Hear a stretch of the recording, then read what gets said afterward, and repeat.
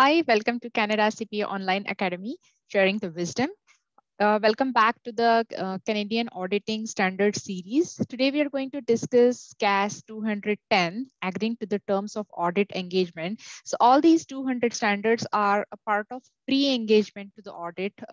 That is the series like quality control, agreeing the terms, and then the audit planning series starts. So the intention of this series is to understand what exactly the CAS is stating and how you can utilize the CAS in your audit assurance role AOs to write and achieve more depth in your answer for day 2. So that is the main purpose of this series. If you're new here, please like, share, subscribe to the channel. I upload CFE preparation videos every week to help you in your journey to the CPA. So today we'll start with the 210, that is agreeing to the terms of audit engagement.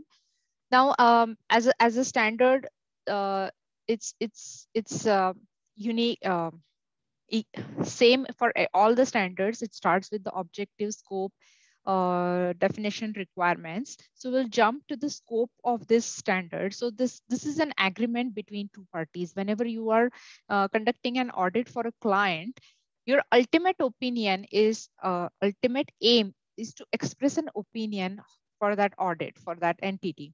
Now everything is worked backwards. So always remember whatever steps, whether it is in planning, identifying materiality, identifying risk, or collecting evidence, or whatever you're doing as part of the audit, everything has the final aim of expressing an opinion.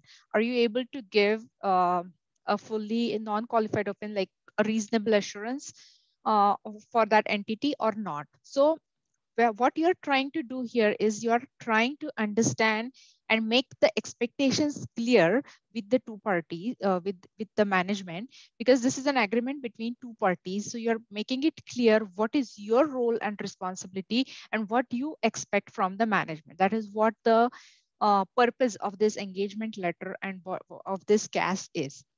So the scope, this CAS deals with the auditor's responsibility in agreeing to the terms of audit engagement with management and where appropriate, those charged with governance. So in a larger companies, if there is an audit committee, this would refer to the audit committee. So that those will be the parties in charge.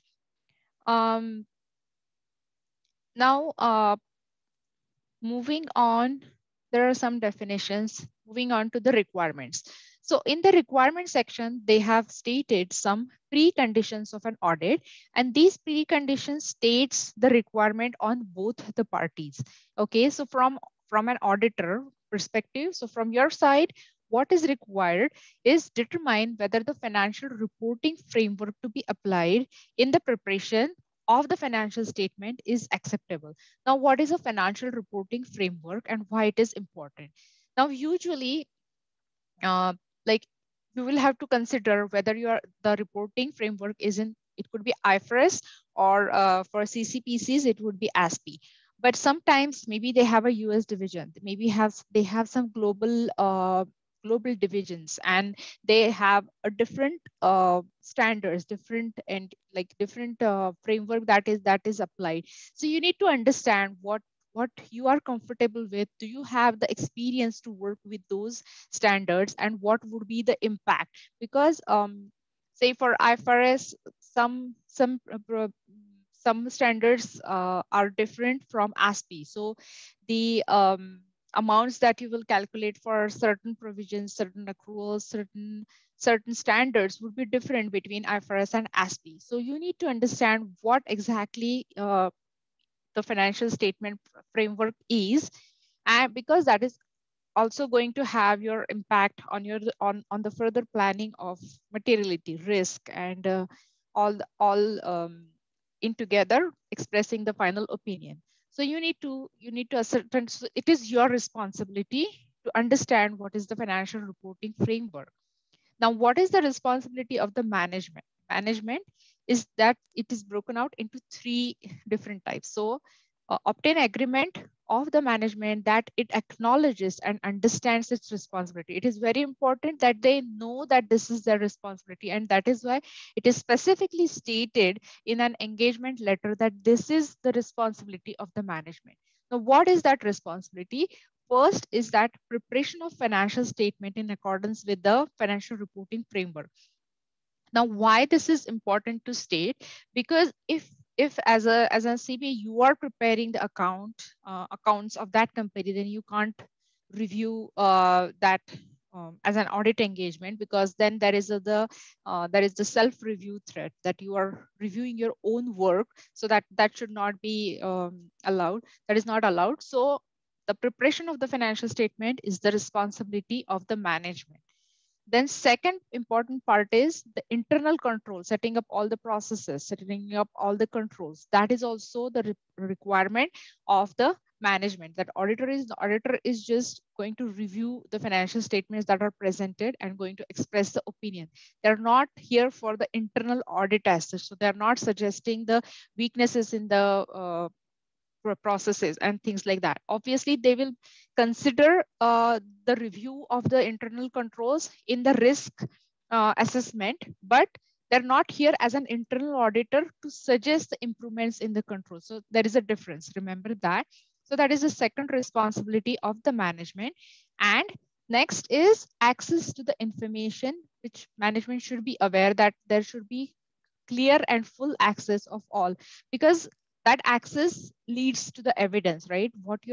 How you're going to express the opinion is based on sufficient appropriate evidence. Now, sufficient, as we discussed before, sufficient is the quantity that whatever auditor thinks is sufficient. So there should not be a restriction on the auditor to to gain that sufficient and appropriate refers to the quality. So sufficient and appropriate both is important to quality, and quality of the evidence together will help an auditor to form the opinion. So now there should not be any restriction that okay, you cannot talk to this person, or okay, this document is not available for you. That is not allowed. So there should be an unrestricted access to the persons, to the documents, and to the financial statements. Any aspect of it should be covered, and it has to be made clear in the engagement letter that there could not be any restriction. Now, if there is a restriction, then it is treated as a limitation on scope, and then there are further things whether you have to consider how much is that limitation, and what your action should be. Are you able to express an opinion with that restriction or not? If not, then you'll have to state the specific limitation on scope in your audit report. So that is what we are making it clear, that these 3 points are the responsibility of the management: financial statement preparation to avoid the self-review threat, internal controls, and access to all information. Anything is not available between that, then it is considered as the limitation of scope. So the standard is only this much at this point. After that, they have given in the explanatory material, you will find uh, the detailed explanation on certain conditions, and there they have given a format of an audit example of the audit engagement letter. So if you have never seen an audit engagement letter, or never worked in an audit scenario, go through the letter, understand what exactly these points mean, and how it is written. It would be always signed and dated by the partner and by the company's representatives as well. So now from the case perspective, where it matters is there could be like sometimes some AOs consider the initial engagement type of questions or AOs, where suppose like I gave an example, like you are doing the accounting work for that company. So the client comes to you, or maybe there is an AO, the client is requesting you to do the review as well. So you should be able to refer to this CAS, that it is the responsibility of the management of the preparation. If the auditor is preparing, there is a self-review threat and it is not allowed. Or if there is a limitation on scope. If in a case fact, you see that the whatever the controller is not cooperating with the access, or some case fact is there, and then if that is there, it should trigger, that should be a trigger to you that it is referring to a limitation on scope. And then you should refer to again CAS 10, that limitation of scope is like the restriction of the access is not permitted, and then go back to the engagement letter and things like that. You can depending on the case facts, you can link back to this CAS. So that's it for CAS 210. Any questions, any concerns, please feel free to drop me a comment, send me an email, whatever form you are choosing. And all the best, and stay tuned for the next CAS.